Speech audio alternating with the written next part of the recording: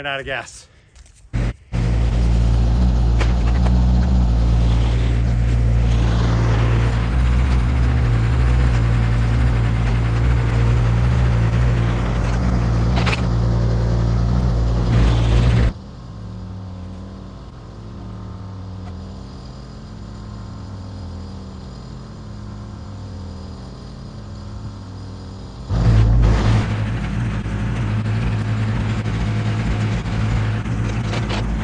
I'm done for today.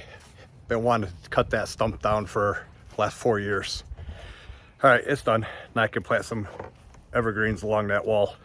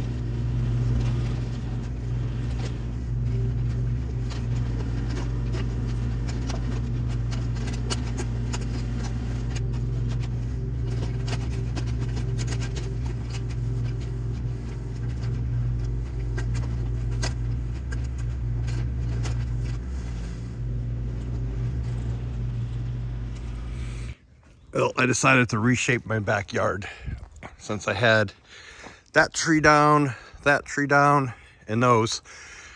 The other day I came out here with the mini and these flower beds were getting too big. So what I did, well, they were big because of the tree stumps. I dug out the tree stump that was here and I just dug that tree stump out there and I shallowed the bed. So they're about 4 feet wide now. So this will all be grass now. I had a big bump in it and it was just a pain in the butt to mow.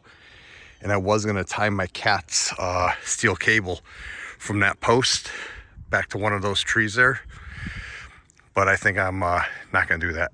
I'd rather have the wide open grass because now this is all wide open. And I'm gonna mulch from back there all the way around. This is all elephant ear hosta all the way through. But I'm gonna mulch all this. I cut this corner in. For some reason, a lot of my roadies are dying. Like this one's okay. But see this one? All the leaves are still shrunken. Still has buds on it, but I'm not sure why.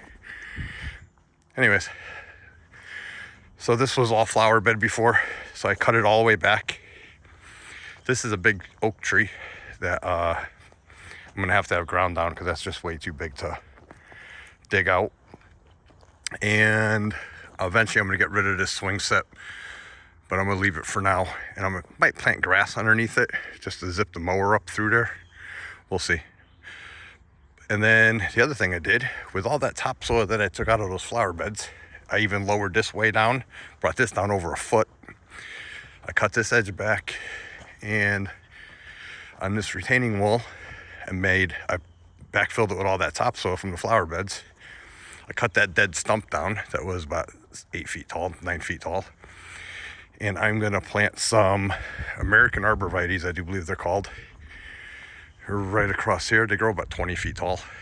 And that'll give me a privacy above the retaining wall. So right now the wall's about 6 feet tall above that.